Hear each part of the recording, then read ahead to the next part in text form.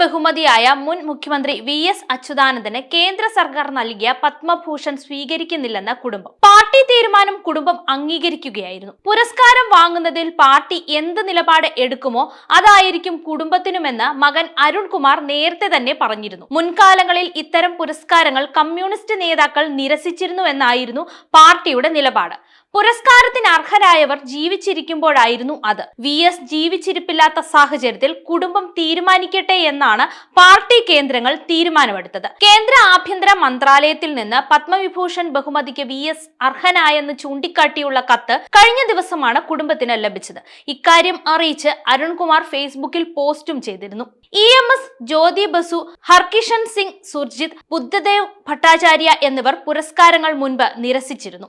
VS. ഉണ്ടായിരുന്നെങ്കിൽ ഈ പുരസ്കാരം നിരസിക്കുമായിരുന്നു എന്നാണ് CPM general secretary M.A. Baby നേരത്തെ തന്നെ പ്രതികരിച്ചത്.